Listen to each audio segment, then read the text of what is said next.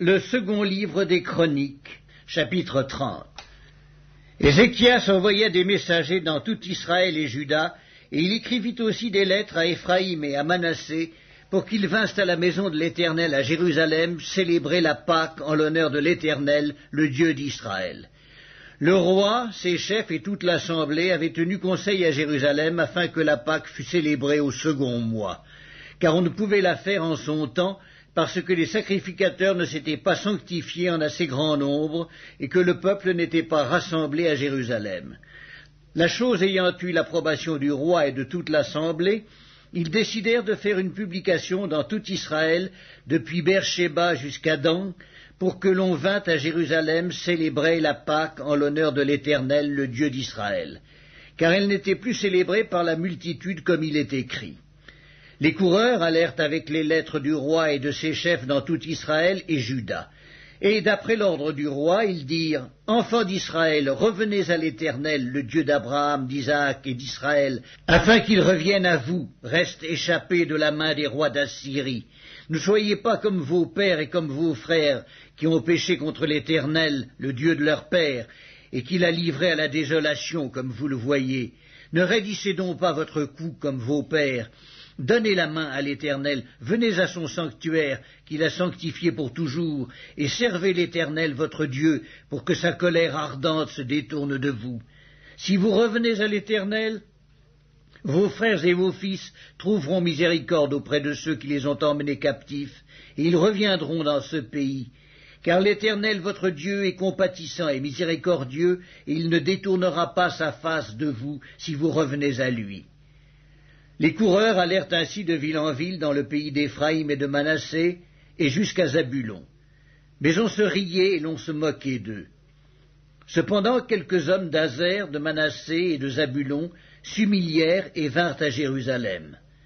Dans Juda aussi, la main de Dieu se déploya pour leur donner un même cœur et leur faire exécuter l'ordre du roi et des chefs selon la parole de l'Éternel. Un peuple nombreux se réunit à Jérusalem pour célébrer la fête des pains sans levain au second mois. Ce fut une immense assemblée. Ils se levèrent et ils firent disparaître les autels sur lesquels on sacrifiait dans Jérusalem, et tous ceux sur lesquels on offrait des parfums, et ils les jetèrent dans le torrent de Cédron. Ils immolèrent ensuite la Pâque le 14e jour du second mois. Les sacrificateurs et les Lévites, saisis de confusion, s'étaient sanctifiés, et ils offrirent des holocaustes dans la maison de l'Éternel. Ils occupaient leur place ordinaire, conformément à la loi de Moïse, homme de Dieu, et les sacrificateurs répandaient le sang qu'ils recevaient de la main des Lévites. Comme il y avait dans l'assemblée beaucoup de gens qui ne s'étaient pas sanctifiés, les Lévites se chargèrent d'immoler les victimes de la Pâque pour tous ceux qui n'étaient pas purs, afin de les consacrer à l'Éternel. Car une grande partie du peuple, beaucoup de ceux d'Éphraïm, de Manassé, d'Issachar et de Zabulon, ne s'étaient pas purifiés, et ils mangèrent la Pâque sans se conformer à ce qui est écrit.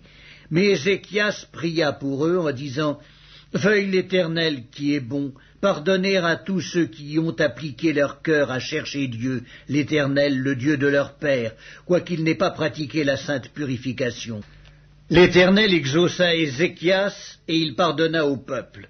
Ainsi les enfants d'Israël qui se trouvèrent à Jérusalem célébrèrent la fête des pains sans levain pendant 7 jours, avec une grande joie.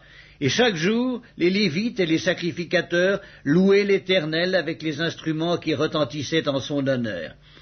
Ézéchias parla au cœur de tous les Lévites, qui montraient une grande intelligence pour le service de l'Éternel.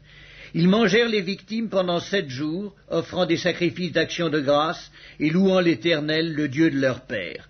Toute l'assemblée fut d'avis de célébrer 7 autres jours, et ils célébrèrent joyeusement ces 7 jours, car Ézéchias, roi de Juda, avait donné à l'assemblée 1000 taureaux et 7000 brebis, et les chefs lui donnèrent 1000 taureaux et 10 000 brebis, et des sacrificateurs en grand nombre s'étaient sanctifiés. Toute l'assemblée de Juda et les sacrificateurs et les Lévites et tout le peuple venu d'Israël et les étrangers venus du pays d'Israël ou établis en Juda se livrèrent à la joie. Il y eut à Jérusalem de grandes réjouissances, et depuis le temps de Salomon, fils de David, roi d'Israël, rien de semblable n'avait eu lieu dans Jérusalem. Les sacrificateurs et les Lévites se levèrent et bénirent le peuple, et leur voix fut entendue et leur prière parvint jusqu'aux cieux, jusqu'à la sainte demeure de l'Éternel.